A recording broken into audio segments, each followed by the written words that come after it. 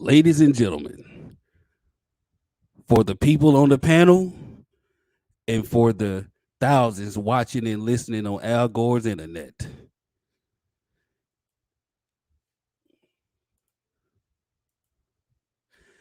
Eva Strage, Timtu di Malate, Pradagon.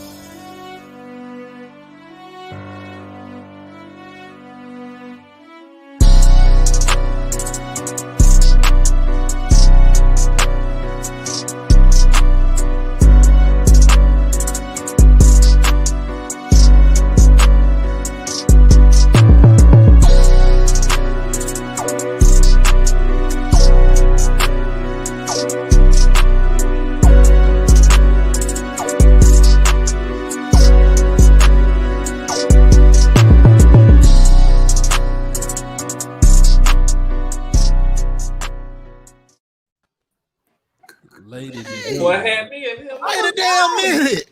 I was right. What? Damn, wait a minute. Boy, to remix that thing.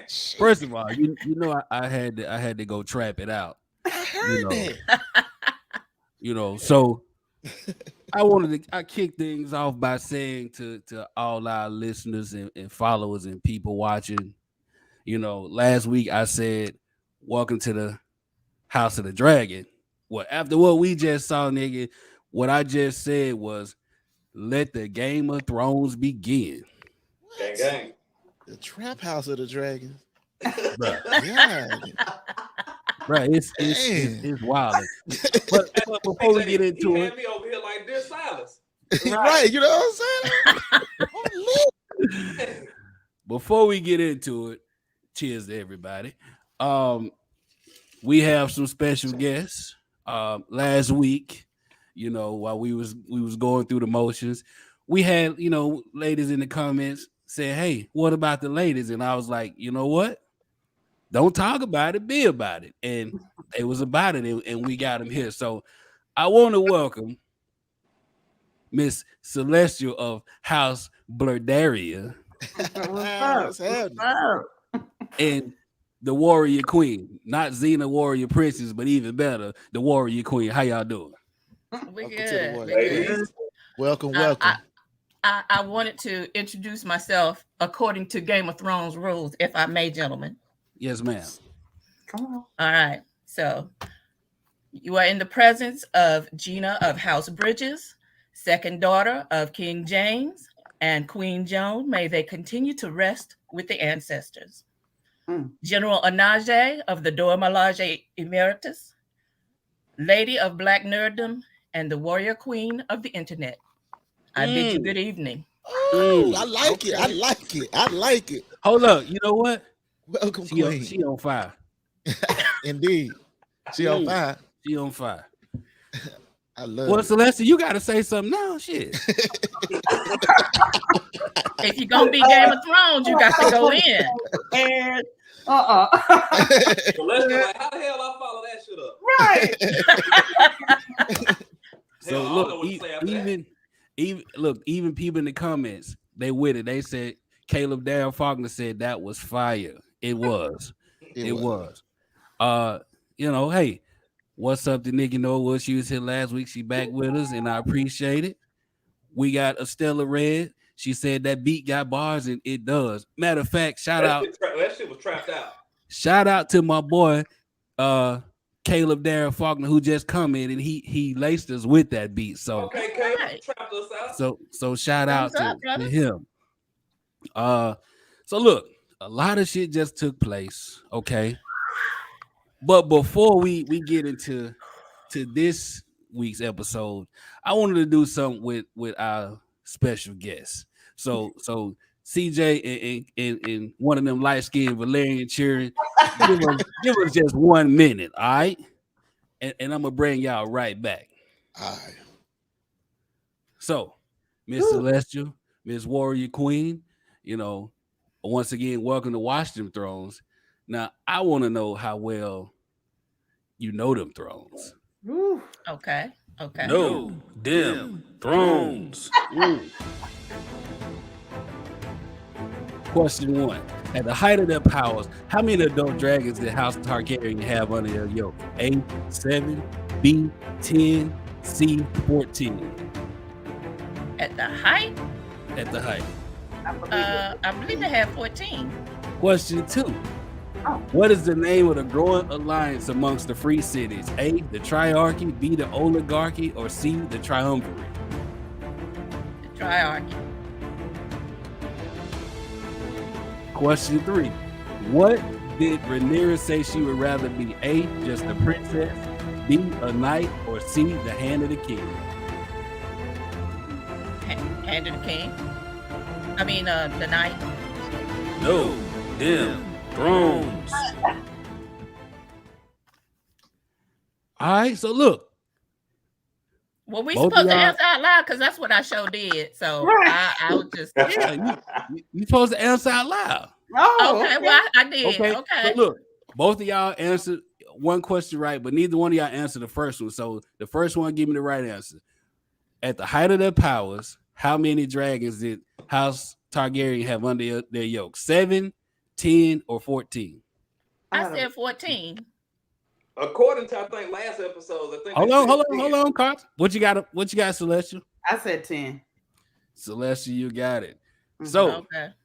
Celestial with the 2 of the 3, and you will win a nice Game of Thrones chalice. Ooh, Hey, Oh, that's nice. So okay. after the show, I'll send keep me my your 40 ounce. info. hey, that's what every player. That's player. That's what's play. up. There'll be more opportunities to win for sure. That's Game of Yeah, Thrones player. and you know we gonna include people in the comments and all of that. So we gonna work that out. But look, we here now. Everybody's waiting. Let's get into it, y'all. So Start this shit off right. I'm gonna start with my guess. I'm gonna start with you, Miss Celestial. Yes, sir. First impressions of tonight's episode. What you got? I thought it was a very good episode. I loved we see that Rhaenyra is coming into her own a little bit. I like how she pulled up on her aunt and was like, "What's up? What's good?" So you staying in my house. That was my favorite line of the night. So I'm liking where this is going. The end was really good. I like the look of shock and awe on everybody's face when the king announced who he was about to take as his next wife. So I like the tempo that we're going at. I'm interested to see what we're doing next week. Okay, Warrior Queen, what you got? I liked the opening. I like the new sequence, and how the locks would open and the blood would spill all over everything to connect everything, so that the Valyrian blood touches everything and touches everybody. Mm. I also liked about the episode that it bookended. It started on the coast with the crabs and stuff, and it ended on the coast with, I guess, whoever the next people that were getting eaten up by the crabs at the end. Right. And then it showed, I guess, who the crab feeder was. And I'm gonna say this: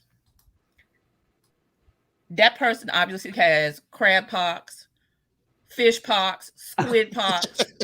Okay, ain't enough shea butter and vitamin D to fix none of that shit. I'm gonna just say that. All right. Okay. CJ, Oh shit.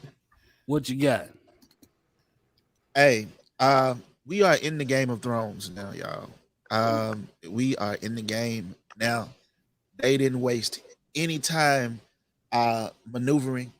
This episode had so much cunning in it that after the first episode, I thought Otto was Littlefinger. After this episode, I thought every damn body was Littlefinger. Like, you know what? I'm like, this one does not just have one Littlefinger in it. I mean, there's a lot of very, very strategic plays taking place early on. You got Corlys and Rhaenys setting their daughter out. She's 12 years old. Oh my God, what? You got, of course, Alicent playing both sides initially. She's the king's confidant suddenly. It's 6 months later, and she's also his daughter's confidant, and his daughter is not aware of this, and so I'm sure we'll get into that. But also, put some respect on Rhaenyra motherfucking name. That's the name? That's what the name of the episode should have been to me.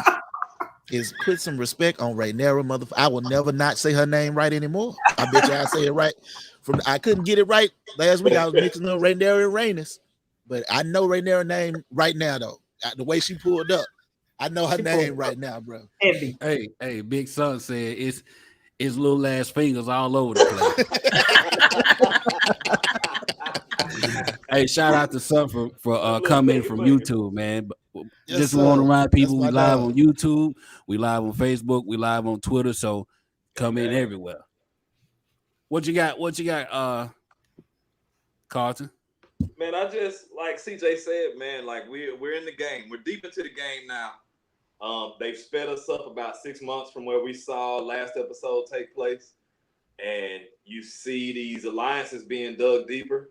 You see people really choosing the sides without sides verbally being chosen.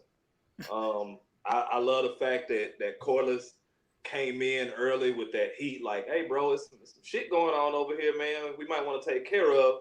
You see him get some pushback for that. And they kind of ended on that note as well. Like our warrior queen said, like it was a bookend in a lot of different ways. So to see it start and kind of end with Corlys, I was impressed with that. Just to kind of see his character taking shape. I'm just loving everything about where we're going with this. Yeah, man. So, for me, I don't. The best part about the whole episode, man, was Corlys, dog. Like he made me change my name for this episode to House Issa Rae, cause God damn it, I'm rooting for everybody black, and he made it easy. You feel me?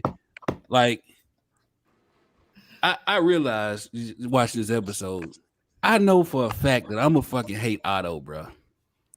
Like he is a hater, bro. He's so manipulative.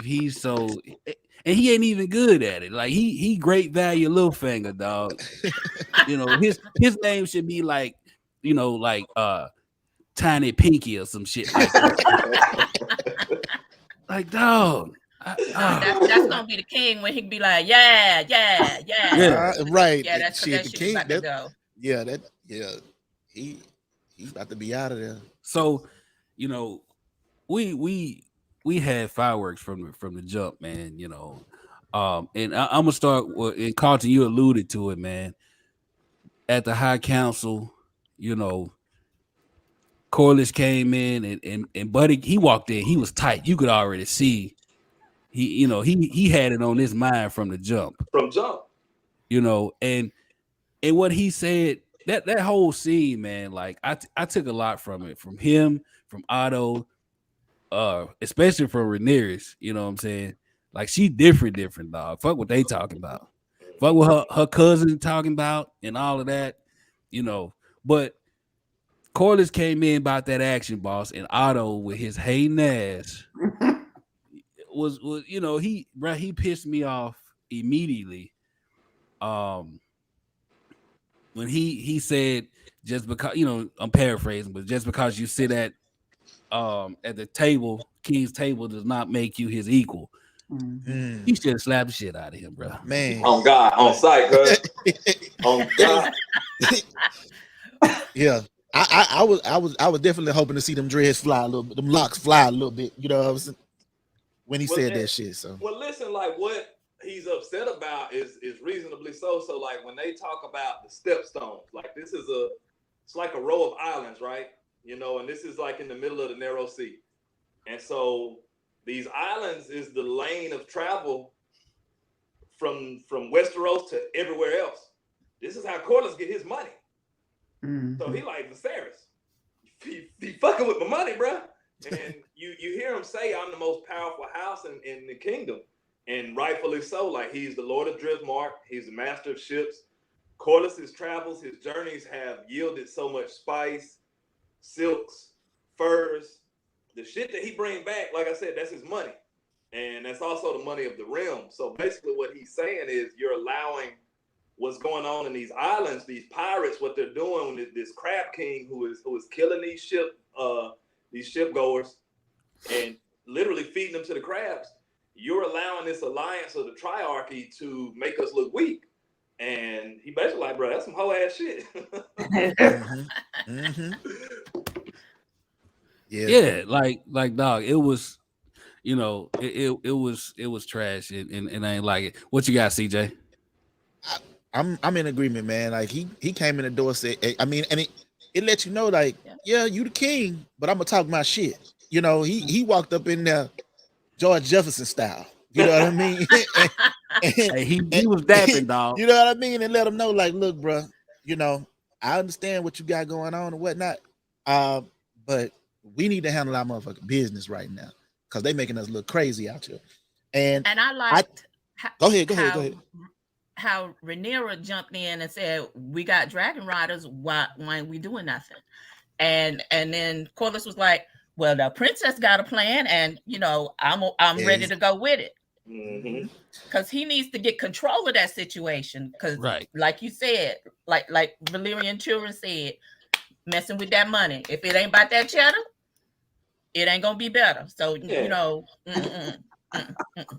I liked when she spoke up in there because one of y'all, I can't remember what it was, you know, highlighted in the last episode. Her being the cupbearer gave her access to hearing the policy. I think that was you, right? So in addition to that, when she finally, like, you know, we know it's 6 months later. You know, like they did a little time hop 6 months down the road. She's been in there in counseling. She's also been named the heir to the throne, and she's to a certain degree now. She's using her voice and she's asserting her presence in that space. And you can see even the look on the men's faces when she spoke. Like some of them were looking like the audacity, even though she's the rightful heir at this point. And Corlys, however, was looking like, that's what I wanted the king to say. I wanted the king to say something like that. So she's already looking more like a worthy king in this moment than perhaps many have already viewed Viserys as. Am I saying his name right? Prior to now. So So to touch on what you just said, CJ, I practice. We got Celeste Williams in the comments, and she said Viserys is a weak king who leads with emotion. And you know, like you just said, she made him look weak, dog. Viserys has this thing where he has to be liked. Like his whole people rank pleaser is known for feasts and tournaments and shit, and giving gold to motherfuckers because that was his favorite people. Like he just got to be liked. You know what I'm saying?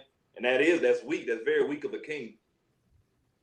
Yeah, he's a people pleasing. You see him getting pulled in multiple directions throughout the episode, though. Like that's, to me, the episode is centered around the many directions in which Viserys is being pulled and who's doing the pulling. Yeah. What's aggravating me about him as the king, I think it was, I can't remember which of you said that Otto is extremely manipulative and he's not even good at it. I think that was you, TK. But it's great value Littlefinger. Right, great value Littlefinger, and he's trying to move everyone around like chess pieces, and the king is just like, it's almost like he's checked out and he doesn't even know it. So when she does speak up and say, "Well, you got dragon riders," he's like, "Why don't we shuffle her over there to go pick the king's guard, because we don't need her in this conversation." And it's like, okay, if she's next in line for the throne, why would you not want her to be here? Even if she stepped out of line, aren't you supposed to be molding her and preparing her for the role? So why is she being sent out of the room? Indeed. And to touch on what you was just talking about, we got a comment from Mr. Graylin Hammond Jr. Thanks for coming, sir. But he said the political dynamics of how women have to maneuver in and about the power hold of men was excellent. And, you know, talking about her, I like the fact that she was like, man, fuck what y'all talking about. Y'all finna hear me right now. Right. You know, like even after he looked at her and he gave her that look like shut up or whatever, and Otto whack ass looked at her crazy. She still said what she had to say. She gave me that what's her name from Real Housewives? Nene? I said what I said. Nene, I said what I said. Yeah. That's how she came at him, and dog, I felt good for her, doing that, dog, because again, and we saw throughout the episode, she proved to be, in my opinion, to be smart as far as when it comes to this fighting shit, and willing to do whatever and be stronger than her own daddy, dog. So shout out to her. Rhaenyra is a motherfucker, bro. But you even see like within that small council moment how they promptly found a way to dismiss her by having her go select, the next member of the King's Guard. Which even within that, to me, she showed her prowess because Otto, again, great value Littlefinger, trying to manipulate who he wants to be the next member of the King's Guard, whether it be for alliances, gold, friendships, whatever. And Rhaenyra was like, nah, I said this nigga. Like, I done seen him whoop some ass. Like, man, like, no, we going with buddy. And that lends to a couple of things. Like, yeah, we saw him dehorse Daemon, and I'm on record. Daemon is a bad motherfucker, y'all. Like, don't dismiss Daemon Targaryen. That's all I say, because that's a bad motherfucker. But Sir Kristen Cole is a badass too, and so you see a bit of her being smitten with him, but it's reason for that, man. It ain't just because he got a pretty face. Nikki Norwood chimed in and said Rhaenyra was ready to ride on them fools. She damn so was. I'm glad I finished my drink before I read that comment.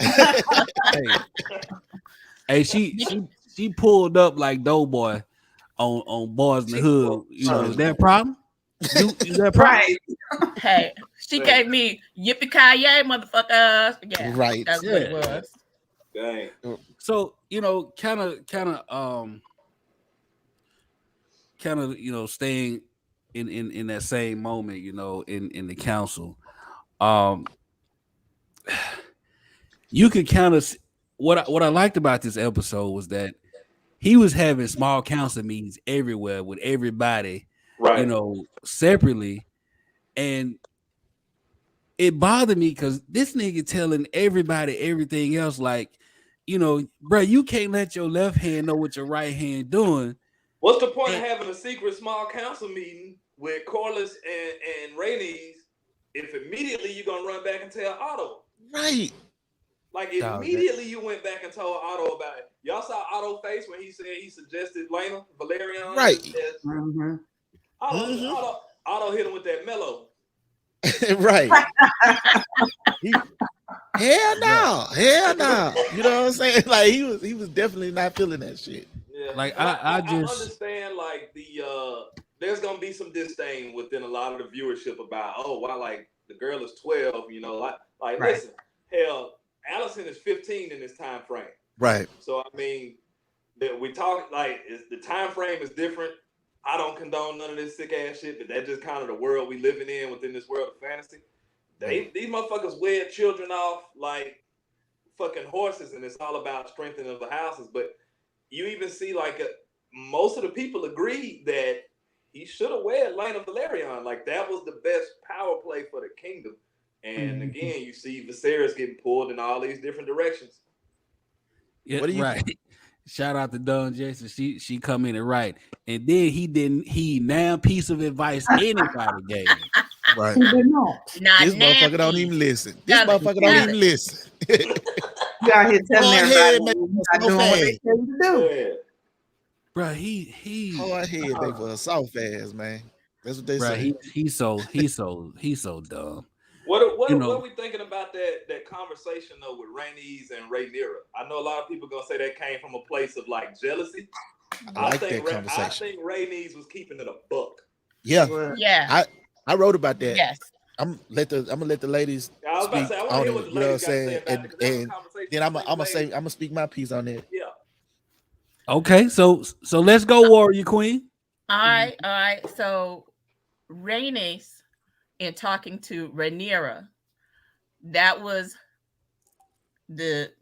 mother figure or older woman figure trying to hit the younger woman figure to what the game is, because she's just in the middle of it. She's like, well, my daddy kind of thing still. Well, my father's the king and this is what he has to do. Okay, but how is that going to affect you? You got to understand how the pieces are moving. Are you really going to be able to be the queen? And then she throws back at her, the queen that never was. Okay, so, but I was up there doing my thing, no. So, and it took all the kingdom to tell me no. Okay, so what's going to happen with you is going to be, they're going to really come after you. They're going to come after you. They're going to come after your dragon. They're going to come after your daddy because he shouldn't have did it.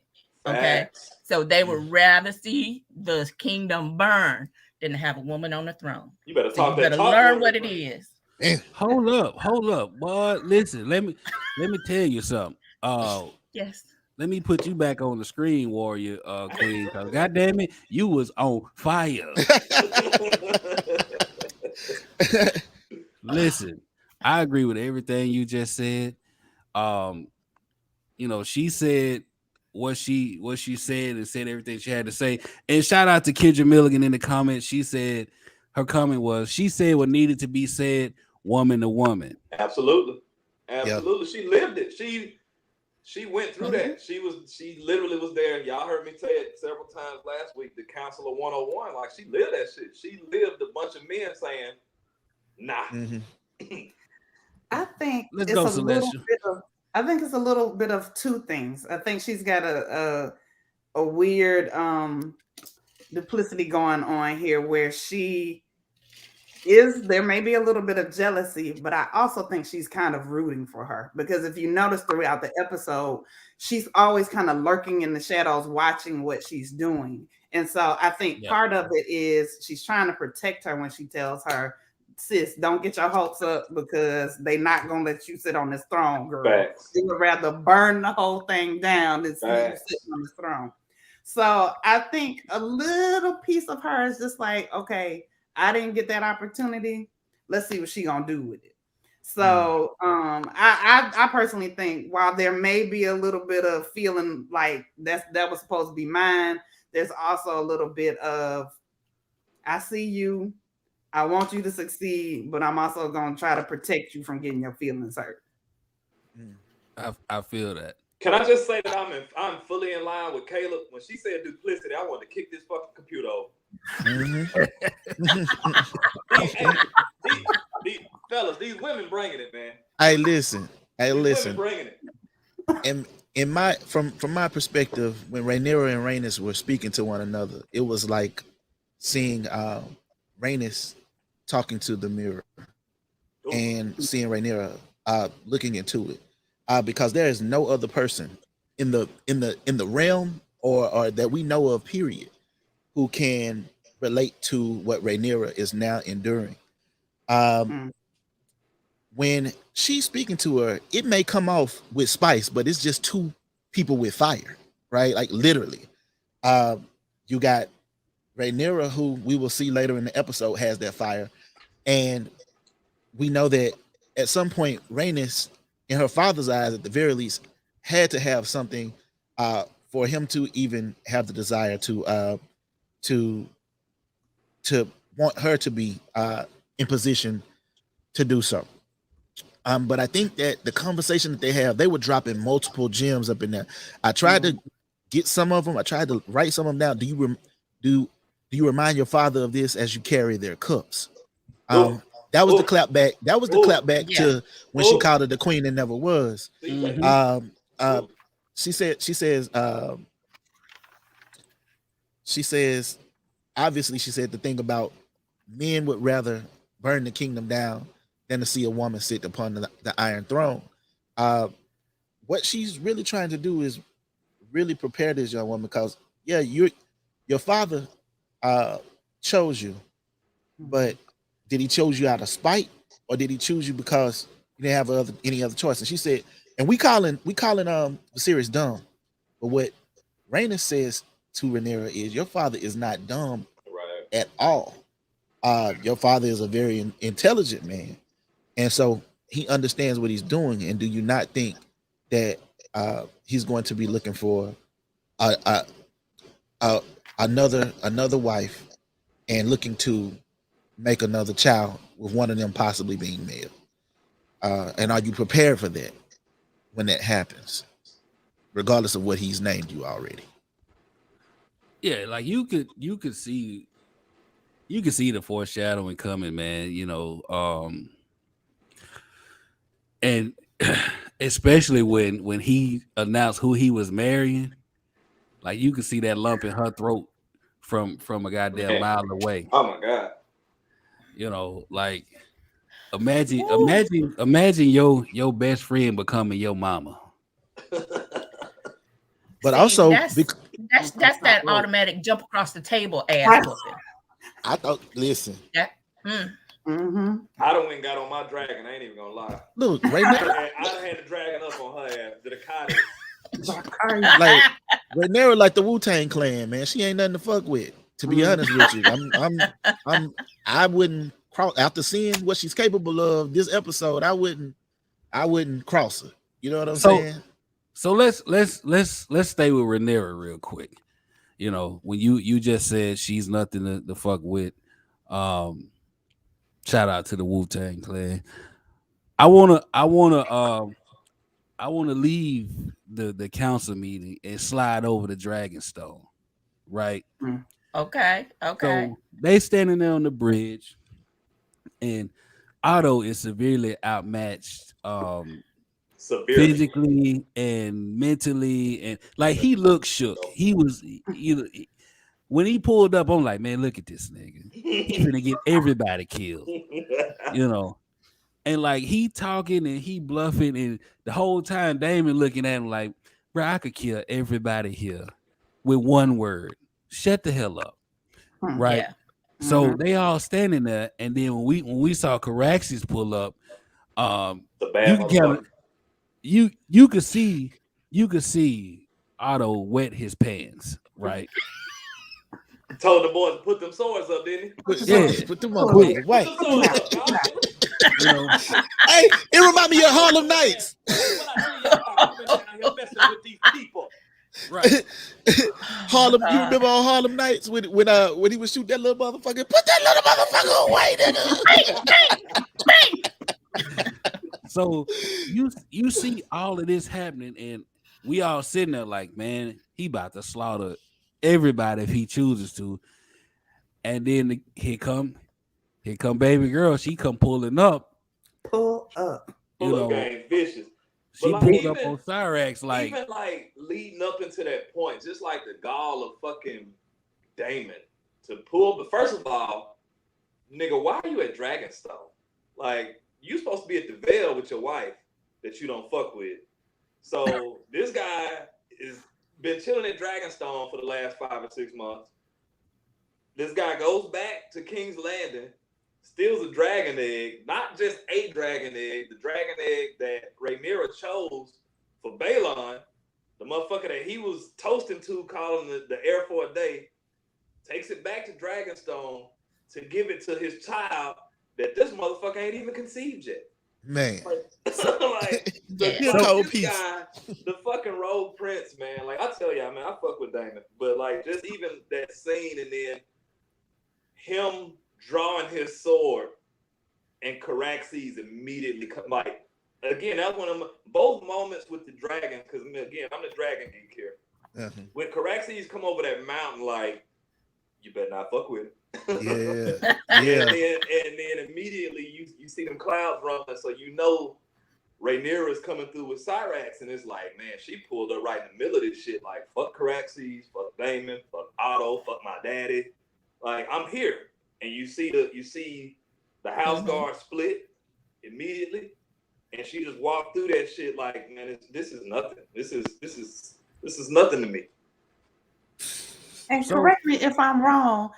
Did it seem like to me? I haven't read the books, and I'm assuming the dragons are kind of paired with them when they are born. So her dragon is significantly smaller than his dragon, but she still pulled up like, and what? Like, say that, right? Say that.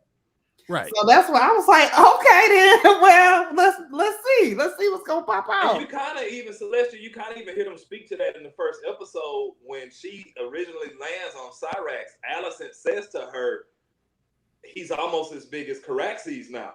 Mm-hmm. Or she's almost as big as Caraxes, so you can tell that there's a sizable size difference between those two dragons. She's like, I don't give a fuck about that shit. So Yeah. I want to stay in that moment on the bridge or the wall or whatever at Dragonstone, and they started talking. Rhaenyra was basically telling him, hey, nigga, shit or get off the pot, right? Gang. And they having a back and forth conversation. Don Jesse had a question about that. Great question. She asked, how is it that Daemon's whore, That she is. How is it that Daemon's whore understood High Valyrian when Daemon was talking with his niece? She's from Lysine, which that's another one of the free cities that a lot of them speak the old Valyrian tongue. So I'm assuming that's it. I don't think there's anything in the books, anything other than that lends to that, but I'm just assuming because of where she's from, she just speaks the Valyrian tongue, or at least enough to understand it. Good question. So let's stay right there. I want to get y'all feeling on that conversation. I'm gonna go to you, Warrior Queen, and then to you, Celestial. What y'all feel about that? All right. So this is how I feel about that. So once they left or had the conversation in the small council where the dragon keeper was telling them what happened, that the egg was gone and which egg it was, that's when Rhaenyra was like, oh, no, we're not having this. Mm-hmm.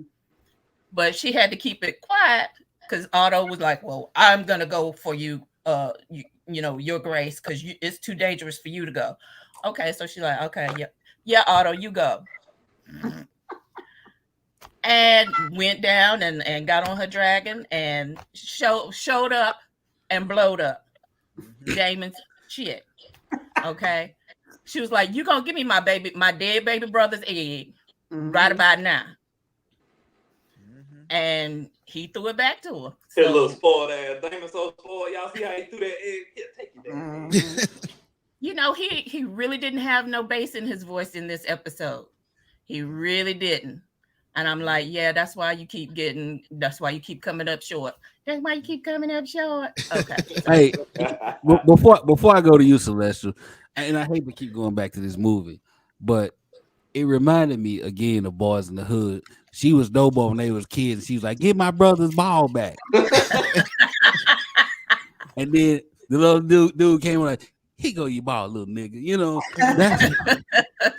That's what that scene reminded me of. But back to you, Miss Holmes. So this was interesting to me because in the first episode, they had kind of established that those two were really kind of close, that Daemon and Rhaenyra were cool. That it seemed like she was kind of the apple of his eye in terms of, I don't know, it seemed a little weird, but maybe just an uncle-niece relationship. So this episode, it was like hit after hit after hit where she realized, oh, this joker ain't got my back now because I'm heir to the throne. He done totally switched it up on me. Okay, bet.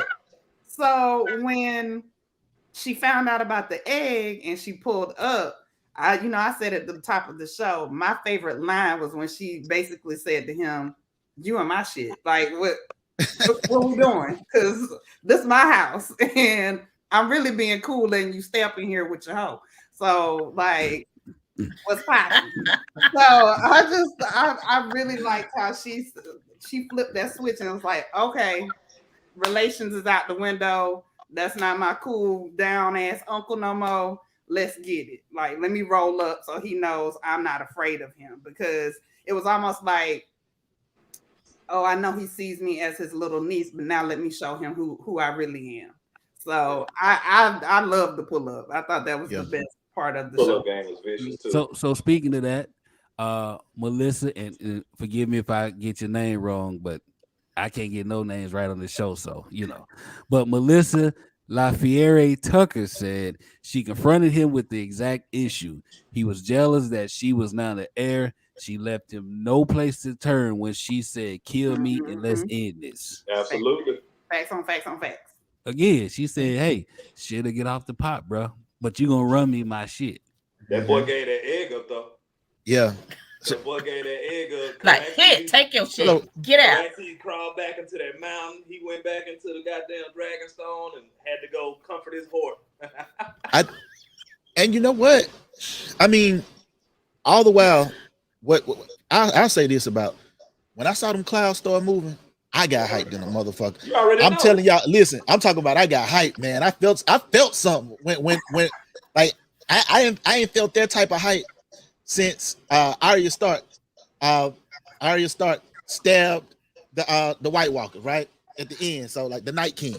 So like when I saw them motherfucking clouds moving, and when I saw that gold dragon swoop up out the motherfucking clouds, I'm telling you, I almost set the hop out like a real live Q dog up in this motherfucker, because that's what I do when I get hyped. So I almost set the hop out. I'm like, damn, this motherfucker trill. And then the dragon, she parked the dragon on the motherfucking bridge. Parked it. She parked that motherfucker. Got off the motherfucking dragon, walked through the men who thought walked through Christian Cole, walked through Otto, and said, "Move y'all motherfucking ass out the way." Now, this the same dragon egg that Daemon was just tossing left to right in his hand. And she says, "Daemon, I'm here for my motherfucking egg, bro. You got my brother egg, bro. Give my motherfucking brother egg." And Daemon but I'm supposed to have an egg too. You know what I'm saying? She like, "You supposed to have an egg for what though, bro?" You know what I mean? Like, oh, she pregnant, and the woman looking like pregnant, right? And she like, give my brother motherfucking egg. You could have many eggs you could have had. You gonna come get my motherfucking brother motherfucking egg? Is the you know what I mean? And I deeply appreciate it, but I'm joking, but in that moment you see very clearly why all of these men are concerned with who can carry and have the throne. She is showing very clearly that she can carry and have the throne. Like, it didn't take us but 2 episodes to see that she was really about their life. Wait, CJ, she didn't just walk through the men. She punked them when she walked through. She said, "Oh yeah, don't make no sudden movements because my dragon here, he don't play about me." Right. So, you might not want to make no sudden movements. Right. Fall back. Right. He real protective of me. Like she move quiet, bro. Like, she flexed, bro. Like, that was a very substantial flex, but it also showed like her dad had made the right damn decision. Now the whole show gonna be about motherfuckers trying to explain to her dad why she didn't, but it's very, very clear that she got this shit. She's come up with better solutions already twice in this episode than any of the men who are attempting to position themselves to be in a place of power, at least as far as I'm concerned, as far as I've observed so far. And I mean, already in that moment, we saw Daemon, who again is regarded as one of the baddest motherfuckers in Westeros. He showed her more respect than we've seen him show Viserys at any point in time in these 2 episodes. Like, he was pissed, he was spoiled, he was brooding, but like, he gave that egg up. He knew that. Let me get his fucking egg up, man. I can't get this girl. God damn. This fucking egg, man. Hey, the funniest part of that scene for me, man, it didn't have anything to do with how she punked him in or how weak and whack Otto looked.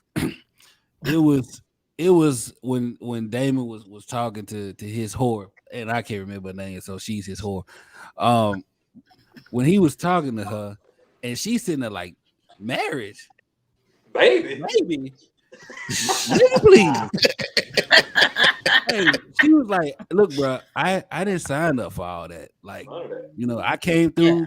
I wanted to fuck something, get some shoes or something, and feel safe."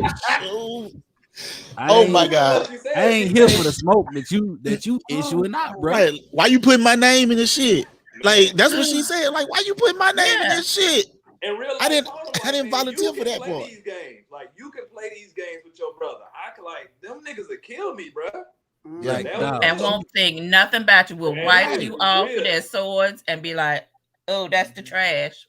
Man, listen, Right. she was standing there like, "Hey, look, I appreciate getting flued out, but on the Bruh. dragon. I'm not here to be fighting this shit, dog. Girl went I back wanted in to the feel house. safe, and that's about it. You know, speaking of her, TL Thompson in the comments, she said that she no, I'm sorry, Natalia Eliza Rodriguez said she just wanted to be free. Give us free, yeah. Right. Yeah. TL Thompson said she was all seduced and no scheme. Not about that action. Not about that action. Seducing no scheme. That's funny too. I love that show, by the way. That's a good ass show. We can get on there some other time. That's a good show. Like, man, it was The House of Issa Rae. Oh God. Oh yeah, like listen, I am the House of Issa Rae because I am rooting for everybody black. Okay. Speaking of which, you know, I wanna talk about my cousin, Corlys, right? Now, you saw how he was moving when he went to Viserys in confidence, and this nigga told Otto everything. But it's still I ride with him, but damn it, it bothered me that he set his 12-year-old daughter out. And like you say, Carlton, you know, it's that time frame. And Yeah. even though, you know, a part of me understand that, right? It's still the part of me that's living in 2022 and seeing all the shit we've seen that just But just you even cannot see not be bothered. You even see Rhaenys when she's having that conversation with Rhaenyra. Rhaenyra asked, "Does it bother you?" And she's like, "Yes, of course." But she also said, "I understand the order of things," and basically that's just how that shit went. Which it's like they know that shit fucked up. You know what I'm saying? But it's like it's more important to form these alliances and build these bonds and strong, my house strong, your house strong, so we gonna make one big strong ass house together than like protecting this 12-year-old child. You know, so I mean, and it's crazy because you see a lot of that too with the young boys, but again, the women, again, this is look at the comment. She took my word before I even said it. They're property. So he basically used his daughter, was trying to use his daughter as a chess piece. So I think the writers probably were also sensitive to that because we don't see in other shows where, you know, there's a young bride, the king is usually dang near salivating because they got a new young piece of, you know, whatever. Right. They didn't play that way, and I appreciated that. He was very uncomfortable with the idea of getting with this 12-year-old. So I thought that was a smart way to definitely handle that. I wanna comment on touch on that, please. Back in the old Game of Thrones, when Tommen got with Marjorie in season 7, and he hadn't had sex yet, and she gave him some, and all of a sudden he was like, "Can we do it again? Can we do it again?" He was just, you know, because let's say she was what, 20, mid 20s, and he might have been, you know, 14, 15. So yeah, he was straight wood, you know, all the time, you know. And then when she went to when the High Sparrow put her in prison, and he stopped eating. He was like, "Where's the queen? Where's the queen?" He, you know, that's all he wanted. You know, so then you have the reverse of the situation from the old Game of Thrones to this situation. And even the little girl knowing, you know, just like what Queen Emma was saying in the first episode, you know, this is the women's, this is our battlefield. This is our job. The men have the tournaments, the men, you know, go out and do wars or whatever. This is our battlefield. This is where we do battle. And she told the king, she was like, "Well, I don't have to bed you until I'm 14." So that was like what, maybe 2.5 years from now. Right. If that had happened, if he had decided to marry Lena, then he could have been killed before he bedded her. She could have been killed before he bedded her to start a new line.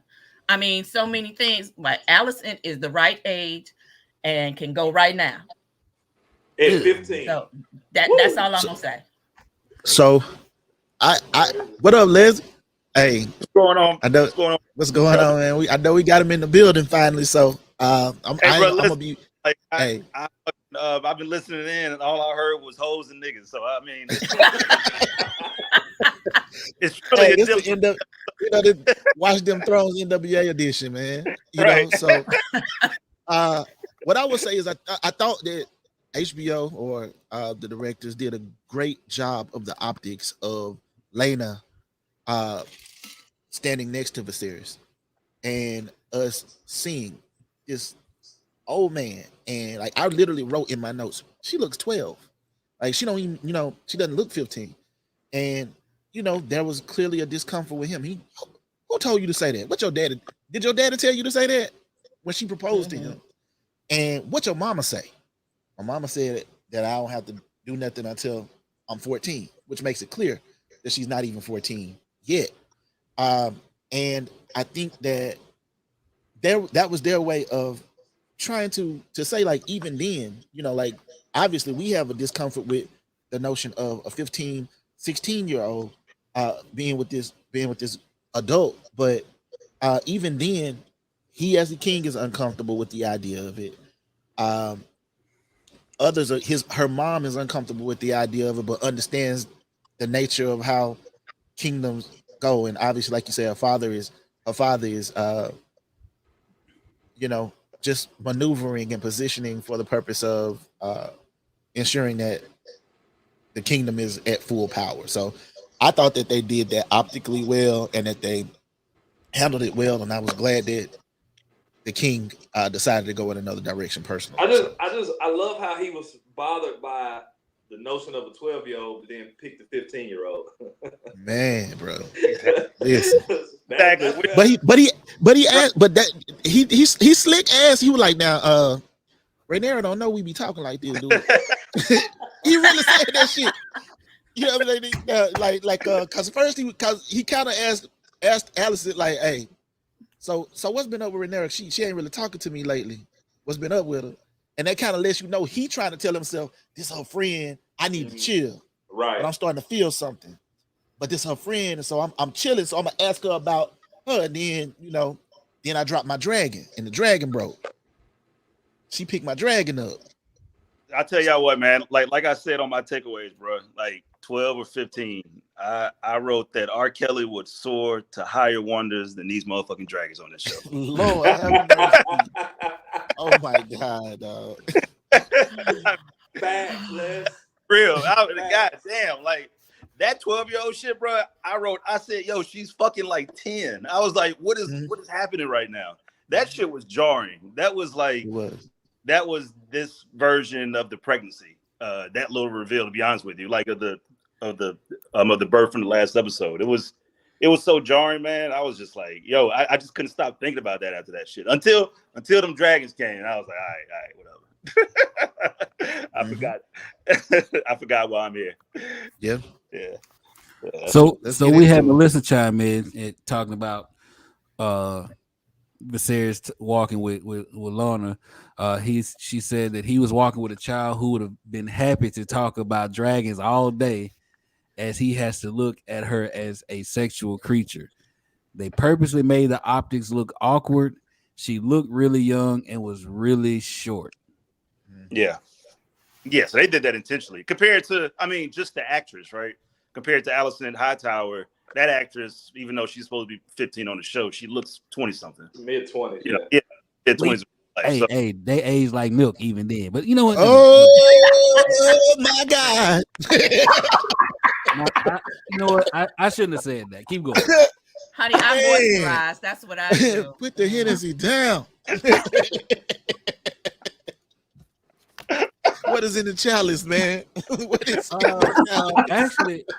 actually I'm drinking Washington apple. Okay. Which is Crown apple pucker some other shit, and a little taste of ice. So. All right, that Finest sounds ale. good. That sounds good, man. Hey. But my bad, Leslie. Go ahead with your point, dog. Oh no, that was it. I can't. I don't even know what the fuck I was about to say. Can I interject something about Corlys real quick? Absolutely. In a world of television and film where we have seen images that are rife with horrible renditions of locks, I just want to give a shout out to the lace fronts on this show. They are tight. They are done well. Like we know all of they here, did it don't look like partnership with somebody just Tyler slapped the rug on his head. Like I'm feeling it. His Yeah, shit laid. Word We of know fucking for a Tyler Perry, fact. The finest The of shea HBO. butter. He probably be finding that shea butter in the motherfucker. He's because selling this shit, you know. because Tyler, if Tyler Perry had hands on that shit, I wasn't gonna say it. I wasn't gonna say it. God, I wasn't gonna say it. Oh Like, shit. listen, I could just see if Tyler Perry would have had Viserys in one of them or Corlys in one of them wigs, one of them ashtray bitch wigs. Oh shit. Y'all something else, man. But you know what? Since you went back to Corlys, I want to say this about not the character, but the actor, right? mm-hmm. Steve Toussaint. And it gets away from what we're talking about, so we'll get right back. But I just wanted to say, that man received a lot of hate, mail, a lot of threats, and it got to be so much so that he actually, addressed it, right? He said, and I'm paraphrasing, but he was like, "We in the world where people accept dragons and platinum blonde hair and blue eyes." But a black man who's the richest person in Westeros is beyond the pale. Right.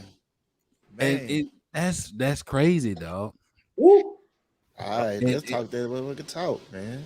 Like, listen, man, that's why I'm so glad that we taking the Little Mermaid, we taking everything, and they can't handle it, man. But they feel some type of way. Like I honestly believe that like this world of fantasy and things like that is their ultimate escape from black people.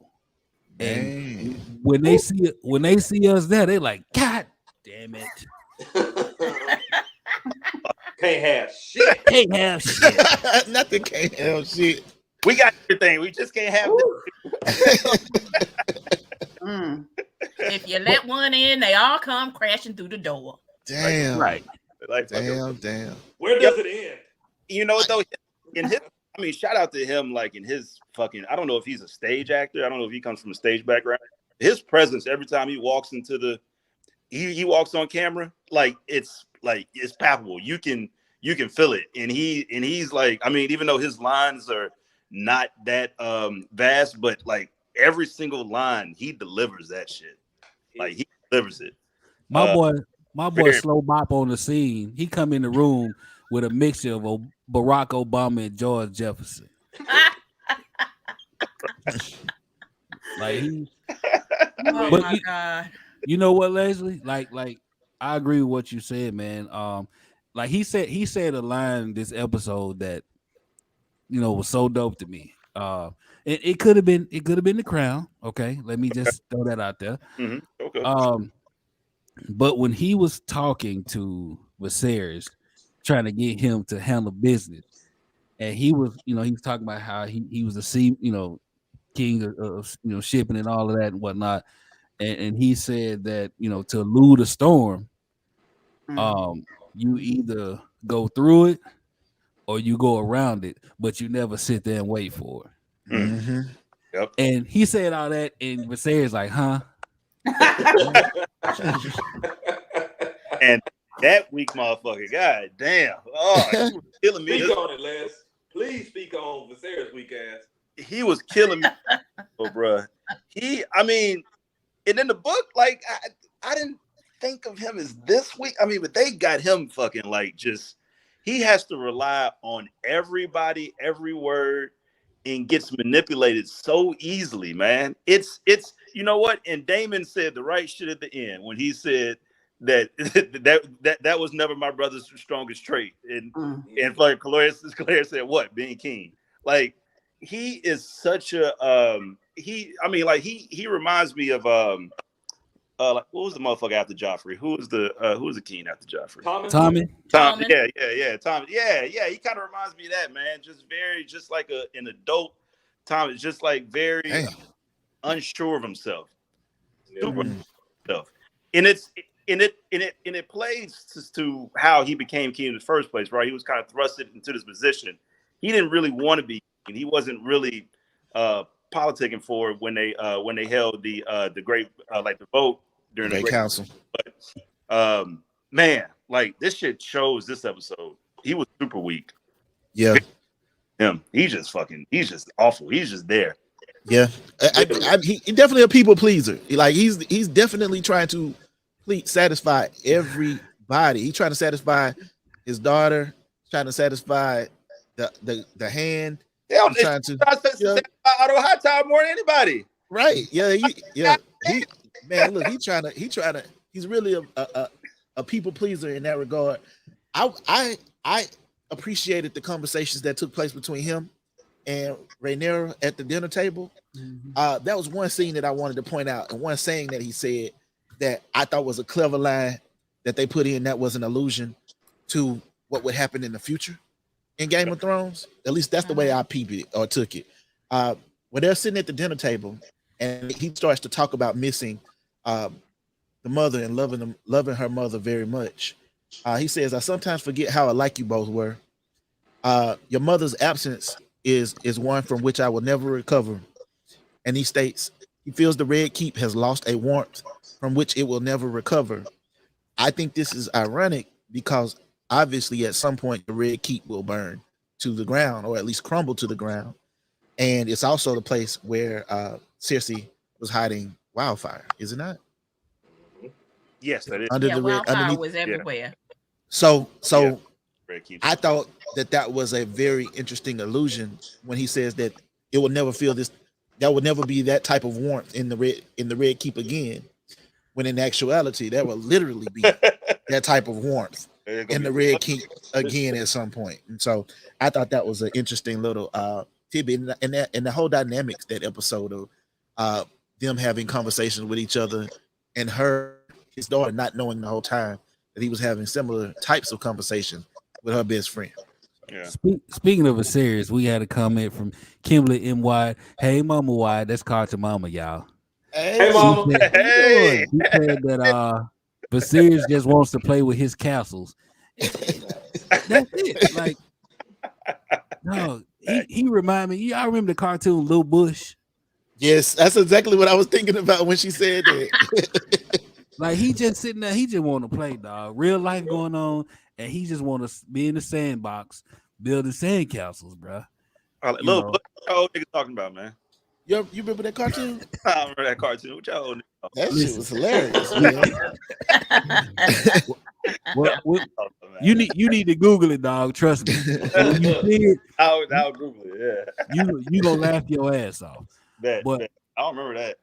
Like even in that moment where he made the announcement that he was choosing Allison, he was unsure of himself. Even in that moment, like he took several pauses before announcing it, and then you can see, of course, Corlys was beside him fucking self. I even like that shit. He stood up on that shit like, man, what the fuck are you talking about, dog? Stormed out on their ass, swung that lace front dread, and walked his ass out there.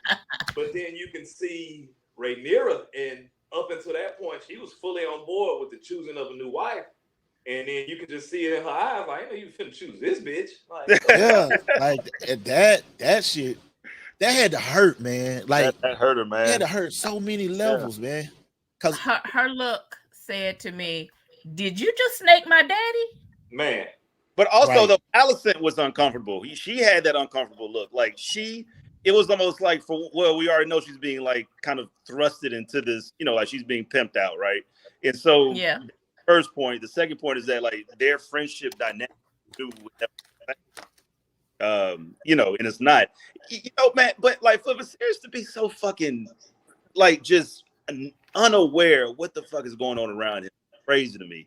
Like for him not to pull Otto to the side and be like, "Yo, man, like why you keep sending your girl up, man? Like what's going on? You trying to what? Like what is this shit? Like goddamn, nigga, like you could tell me, you know what I'm saying? If you trying to hook it up, you know, right, oh, man." Yeah. Otto a cold piece, bro. That motherfucker was shaking, putting that armor on. I mean, that motherfucker was twerking, putting that motherfucking armor on, getting ready to go see Daemon. Bruh, he was risking life, right? Anything else to continue his family bloodline. Right, God, exactly. But even in the midst of that motherfucker still had time to tell her, hey, baby, go put that shit on. Hey, keep it. Put that shit on. Why you biting on your nails and shit, baby? Damn. Right. You know what I'm saying? Hey, Otto told her, you gonna fuck this up for me. I mean, shit, right. I'm like, you better worry about this motherfucking dragon fire that's about to rain down on your ass. And he still is plotting. And so that really lets you know like how ambitious he really is. It's like, you know, you might not come back from this. Like you don't know that Rhaenyra is coming up on a dragon to save your ass. Right. Yeah.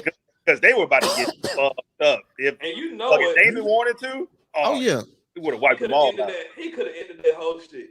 Hell yeah. He could have ended that whole shit. He could have ended that whole shit with a fucking even with Rhaenyra pulling up, Daemon could have ended, like the episode could have went off right there if Daemon wanted it to.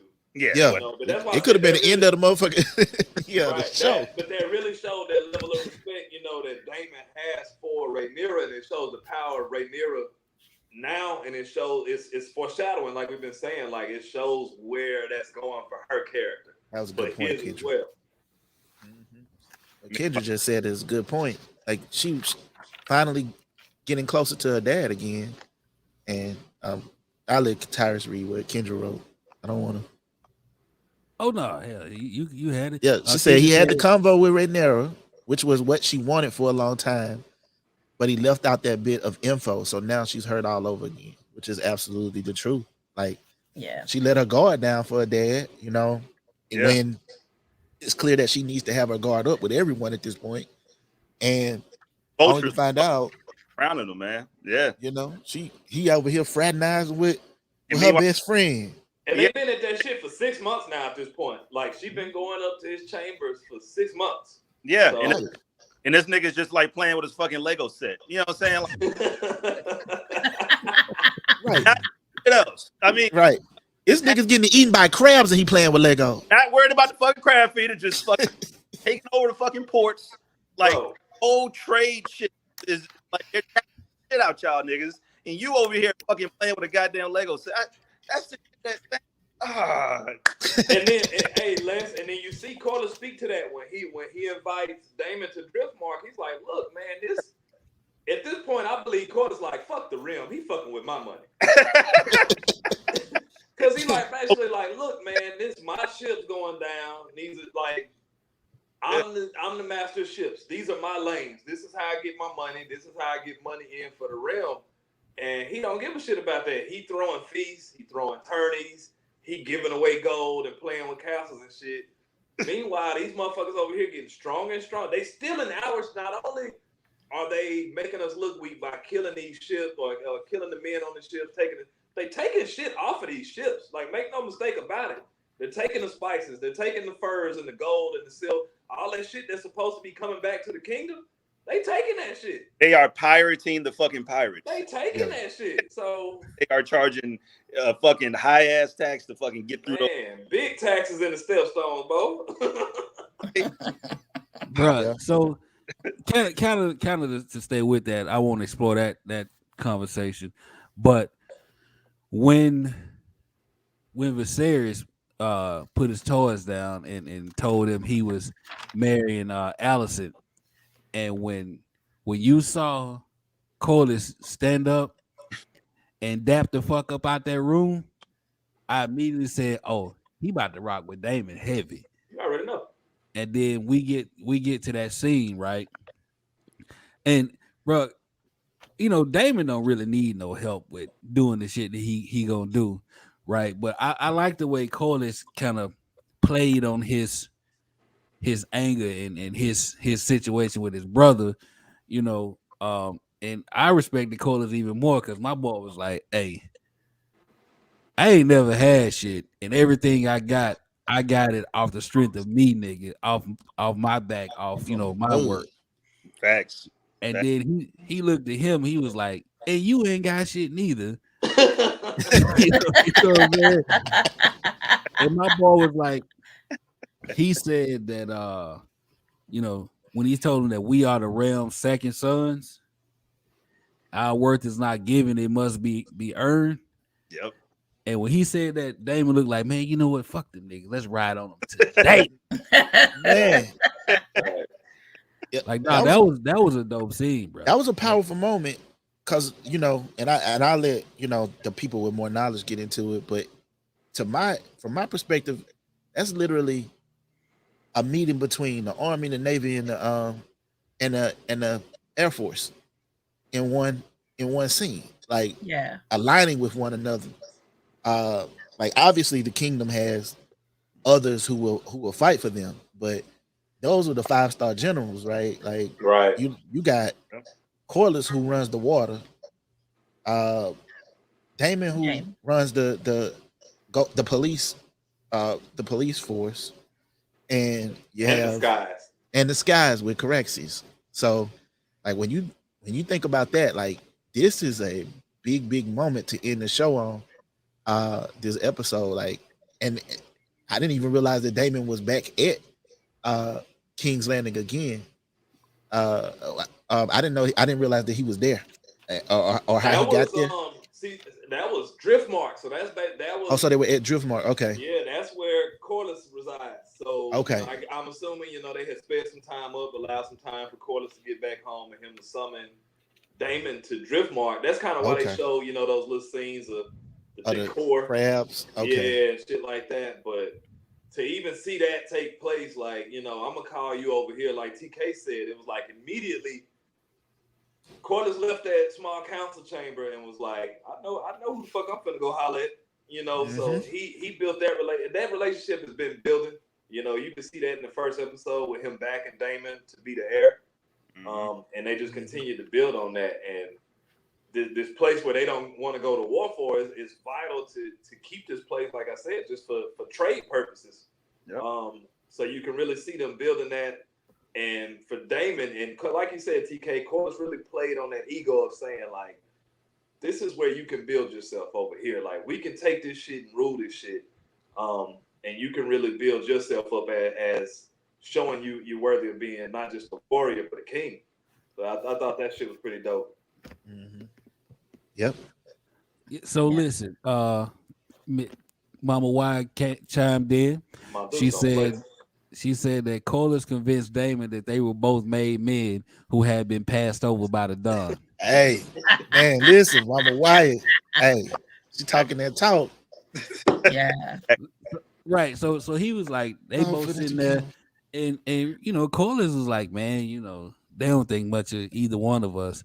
So let's combine our ain't shitness and take it over. Yeah. And I appreciated that. And make no mistake about it, they got a lot of ain't shitness. Yeah. So we got a comment. I want y'all take on this. From Celeste Williams. She said, "Do y'all think Viserys will offer Ray I like that Ray up to Corlys' son as a peace offering?" I don't know. Rhaenyra, I could see it. I could see that being something that would take place. Nigga, that's nasty. Oh, definitely. Well, at least they close in age. They are. Laenor is a teenager and Rhaenyra too, so they close in blood too. Oh, shit, they all blood. I mean, that ain't never stopped them before. Viserys and Queen Aemma were first cousins. Right. Exactly. You could definitely tell how closely related they are. I have a question. I have a question to the board. At the end, when they showed the crab feeder, and they showed the mask and the bad skin and everything, that just scared the life out of me. I was like, ugh. But when they showed that, if anybody wants to make a guess, because I'm just guessing too, is that the beginning of House Greyjoy? because they've said something about the Iron Islands before, the Reavers from the Iron Islands. Okay, but so is the crab feeder the progenitor of House Greyjoy? I'm honestly, I'm not sure. I don't think at this point in time we're gonna see House Greyjoy enter into any of this. At least not at this point in time. Because like I said, a lot of like the crab feeder is I think Mirish, which again that's one of those free cities. So these are these cities that aren't a part of the Kingdom of Westeros, which is part of the reason why Viserys weak ass was like, nah, we can't go over there and fight them. That's unprecedented. But Corlys is like, I don't give a shit about the presidents here. Like, they fucking with my money, bro. Yeah, Right. And that's all he's concerned about. And I can dig it. I can dig it. Absolutely. And I believe the Greyjoys were I gotta go back and check, but they were already around in the Iron Islands, of course. But yeah, they've always been sort of off to the side, right? Because this is only like 200 years before the Game of Thrones event, so they should be around and kicking somewhere, probably doing some stupid shit. Yeah, like torturing some people. Outraiding and reaving. Right. Yeah. Right. So yes, they were probably already around. Yeah. Well, all I Okay, know okay. is, those crab people look like Jorah Mormont in that grayscale shit. Damn. Oh, Like, damn, y'all niggas look nasty as hell. I think that's all just Up to that part of, like, I think They all reminded that's me of the supposed- dudes from David Jones's Locker in the Pirates of the Caribbean. Facts. Them cats, yeah. like I Did y'all said, catch- ain't did enough y'all shea catch- butter and anybody vitamin catch D in the the, world. Did anybody catch the preview, like the preview for like the weeks to come or next week's episode, and then like you see what looks like to be Daemon out there at war with them fighting, Yep. and then you see this dragon come over. Dragon swoop in like a motherfucking G. Like you could tell that wasn't correct season. Like Daemon wasn't on him because he out there fighting. I kind of got a theory. I got a theory about what dragon and who that may be, but I don't want to spill the beans just yet. Okay. Oh, spill it. Give me a little tea. Give me Easter egg. It's a dragon rider. I think I alluded to this last week. Said there was another dragon rider. I believe it's that dragon rider, but I don't want to say it because like I want people to see this shit and be like, damn. Be turned up. I feel like I know who it is. But I ain't gonna say it out loud. Yeah, I feel like I know who it is.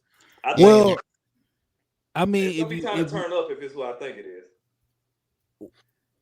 well, I think it's I'm gonna just speak for myself. I think it's Viserys. Because I he will was say this. Viserys never took another dragon after Balerion died. After Balerion. He said that when I think in the conversation with Lena, he said that he never rode another dragon after. I'm gonna tell you like this. Okay, well, I appreciate you killing my theory before I can spit shit out. Yeah, I had to fuck it up. We're trying to speak to his weakness again, but that's all. I ain't right. gonna. That's basically like Viserys ain't about that action. I hate to carry your theory, but Viserys ain't about that life, dog. I'm gonna tell you like this. Pacifist. It's two people to me that's probably more about that action than everybody on this show. I mean, now, there's some people that's about that action. Like Daemon is clearly about that action. Corlys is about that action. But we saw one who don't give no fucks tonight. I think there's another one. And if we go back to something I said earlier tonight, that's where I'm gonna stay with what I feel about what I said earlier tonight. I got you. Kendra Brown said the people want to know, so spit it. I would like just throw something out there. Like if the fans guess it, I'll confirm it. I'll say that. Yeah, but I don't want to say it. I don't want to give it because y'all know I done read the book. You know what I mean? Because we speculating. Me and Leslie in the book. So listen, I'm about to say, bro. Like in these takeaways, these motherfuckers be complaining so much about these damn. Like, bro, like the numerical order. Like y'all motherfuckers, when y'all see takeaways, just a public service now. When y'all see takeaways and it says number 1, there's number 2. That means I'm going down the list throughout the whole episode, from the beginning of the episode to the fucking end of the episode. Somebody tell my mama get off the show. So Mama Wyatt chimed in and said Rhaenys. But if y'all see episode such and such season, such and such takeaways, House of the Dragon. Don't read the shit if you haven't Cut seen it off. full. Like, Yeah, Oh. don't get it. I don't understand people, man. yeah. Like, Shout out look, to my- man. Yeah, I ain't gonna lie, man. I tried to post some of my shit on Reddit, man. Them motherfuckers almost had a witch hunt against my ass. You didn't tag spoilers. I'm like, oh my God, I'm sorry, nigga. I'm new here. Shit. Please, nigga, do not Ned Stark me today in this motherfucker. Like, they was about to, I'm like, bruh, like, I'm just trying to get our shit out there. I want y'all to watch them motherfucking Thrones. Okay? That's all I'm trying to do. Let me take my ass back over to the north. Like, shit. Because it's But I'm like, Leslie crazy writes this these motherfucker. takeaways and you know what's coming, and then they're numbered. Like, these folks get to like number 18 and be like, what the fuck? I ain't gonna lie, Twitter would break with the takeaways, man. Twitter would fucking break with the takeaways. CJ TL Thompson in the comments said they hit you with that shame, Right. shame, shame. Bringing that They be down. walking through the streets. Ding, They be walking through the ding, streets bucket naked. ding, ding. About to pull up Shit. a headlight, bro. Spin the block. Bro, how the fuck Oh was my this God. shit this good in just episode 2 though? Like I think it's like not just excitement. This is actually like they kept the energy going. Yeah, know what I'm they saying? did. So that'll be a good transition to the end.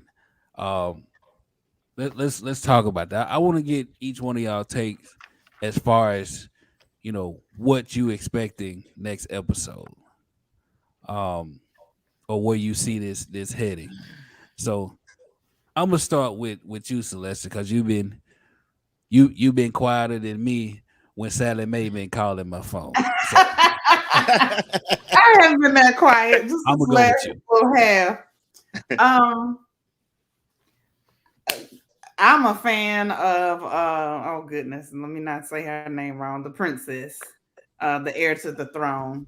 I love her spiciness, and I feel like when she stormed out of the meeting, she about to go get her game plan together on what she's gonna do to kind of try to undermine her best friend being married to her father. So I'm really interested to see how their dynamic changes with the reveal that she's been courting her father. And I'm also just really a fan of how strong she is, and how you, like you said earlier, she's got a whole I said what I said type swag. And I'm really enjoying it. I think she's gonna give them a run for their money for that throne. So I'm looking forward to seeing that. No doubt. Hey, can I go before Leslie this week? Yeah, I'm gonna let you go before Leslie. I ain't got to go next. I just need to go before Leslie. All right. You know what? It's a good idea. We just switch it that's a good idea. So let me slide over to the warrior queen, get her take. I have to agree with Celestial. Rhaenyra is coming into her own. She's using her voice. One of the most important things that she said was when she was talking to Alicent when they were at the Sept. And she said, he didn't choose me, he spurned Daemon. So she knows how things are moving around. Mm-hmm. But when they were in the room and the announcement was made that her father was going to marry Alicent, you could see that dragon just rise up out of her. It could have flew around the room and burnt everybody to crispy bits. And it'd be Say like, that. barbecue is done. And I want to say one more thing. There was another snitches wear stitches like punk bitches when she came back from Dragonstone, and someone went to her daddy and said, the princess just got back from Dragonstone from flying her dragon. He was like, what? So I don't know who said it, but snitches wear stitches like punk bitches. Like punk bitches. That's all I'm gonna say. Facts. All right, CJ, I'm done. I'm gonna go to you. Man, another great episode, man. I'm looking forward to just the continued development of everyone posturing for position. I'm looking forward to getting into the Crab King or the Crab, whatever the motherfucker The crap. he is. Hey, and that's another show, isn't it? The Crab motherfucker. I'm looking forward to getting into what's going on with him. And you know, I will say that they have kept the tempo going. I know that for some people, they're like it's like some people that may not be into the strategy part are like it's moving slow. But in my opinion, it's moving at a neck breaking pace. As far as like the conflicts are ratcheting up quickly, and you know, there's already been proposals made and everything, and so I'm looking forward to just seeing the continued development of the characters, the development of where these divisions or allegiances are going to align, and I don't know. I look at it right now, and it's like right now, the queen or the Rhaenyra is kind of a woman on an island at the moment, the way that I see it, because obviously she just had conflict with Daemon, but he still respects her. She she's not dealing with her father anymore at this moment, and so I'm looking forward to seeing who she's going to align herself with, how she's going to begin to do her strategic part, because I think that was what Rhaenys was trying to teach her, is that you got to have some friends around this motherfucker. Facts. Yep. Facts. Yeah, no doubt. All right, Carl. Me before Les.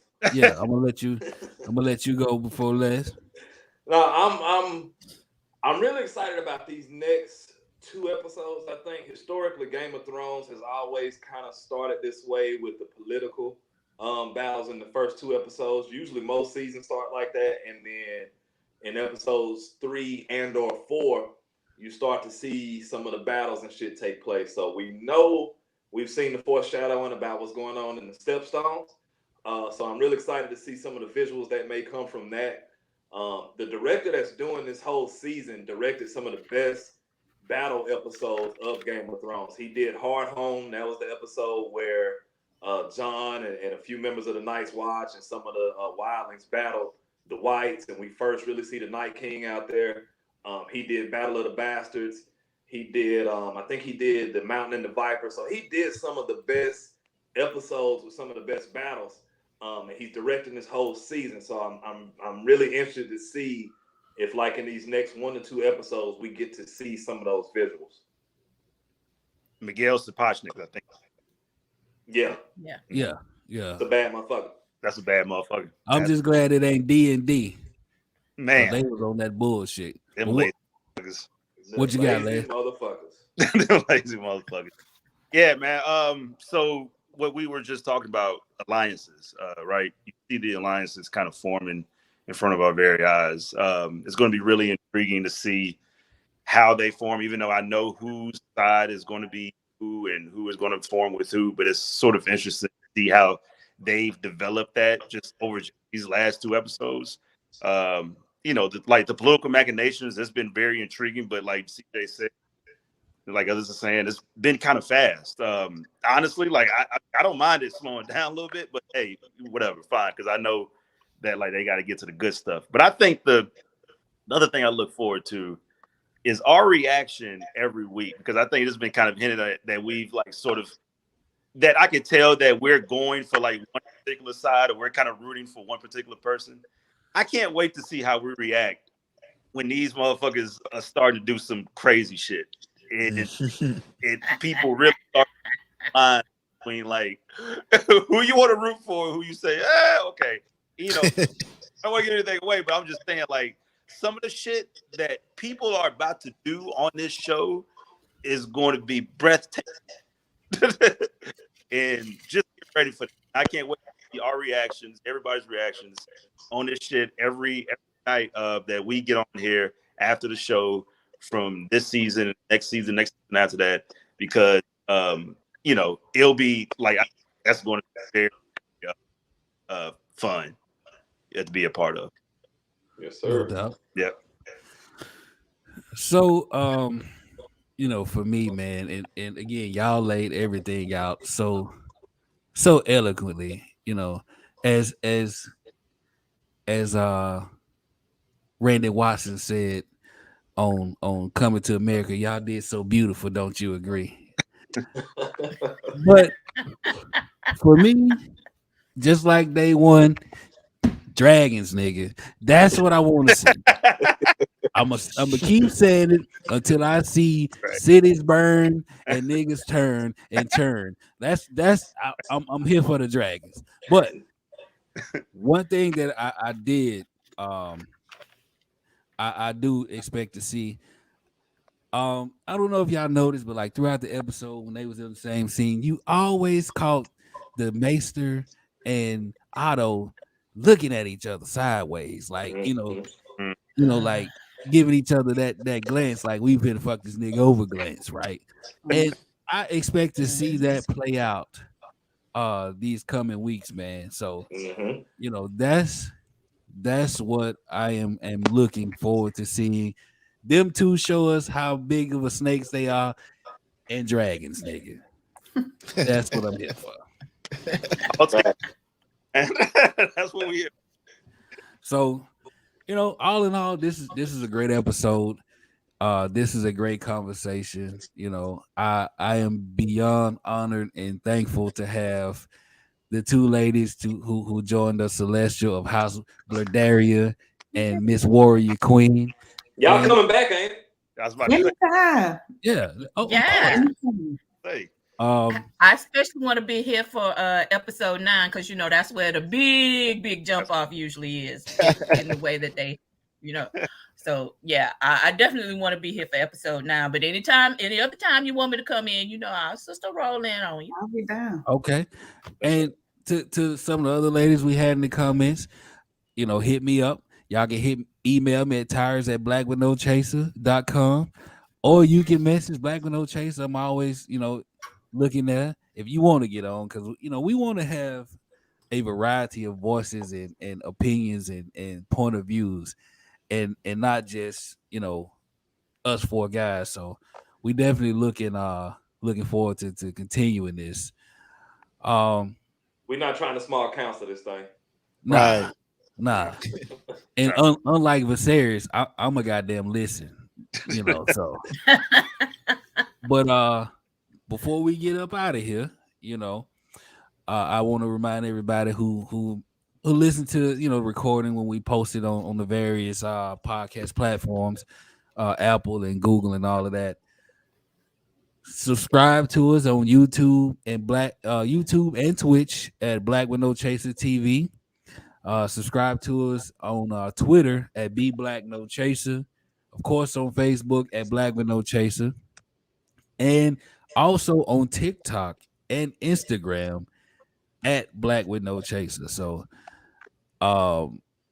we here for y'all, man, and we want everybody to rock with us, man, because without y'all there's no us. So let's continue to have a little fun with this and talk our talk as only we can and understand. So definitely looking forward to doing all that.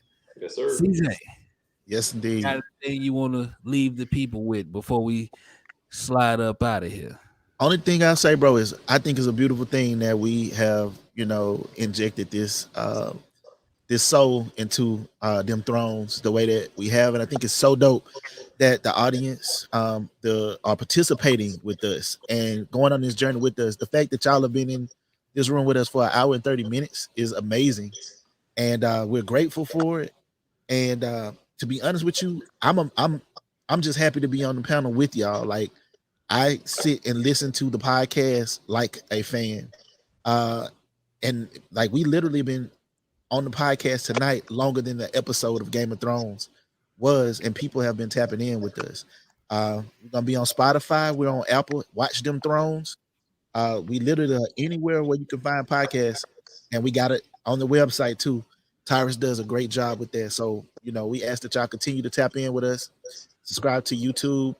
We're trying to get to 1,000 subscribers. I think we're really close or moving really close to that.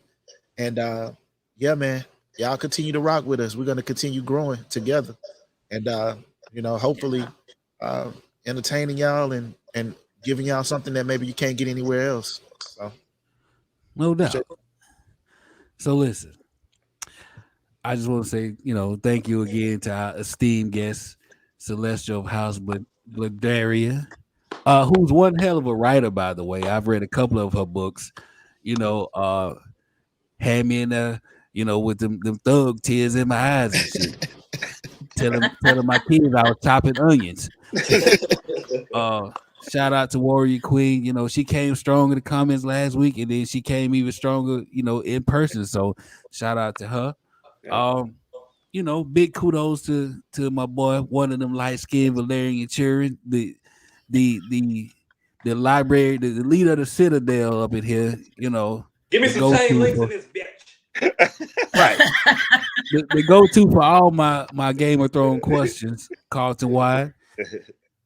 Of course, the king of the takeaways, and he ain't no slouch either when it comes to this Game of Thrones shit, Mr. Leslie McLemore. And of course, the boss who made Black with No Chaser happen, Mr. CJ Lawrence, and myself, of course. We really enjoy doing this, man, and we definitely look forward to doing this every week. And just like Corlys, I hope to keep making these motherfuckers madder than these folks talking about these student loan forgiveness. So, we gonna be here. Indeed. And that's what it is. Okay. So, on behalf of everybody here, on behalf of Black with No Chaser as a record label staffing unit, we appreciate y'all coming by, and we'll see you guys for episode 3. Y'all have a good one. Peace. Y'all share them takeaways Leslie did. I'm about to read them right now. Live black unapologetically. Let me get into these takes, because I know after this week you was wilding. Oh, I got to go read this shit. I mean, like, right. Picture know that it's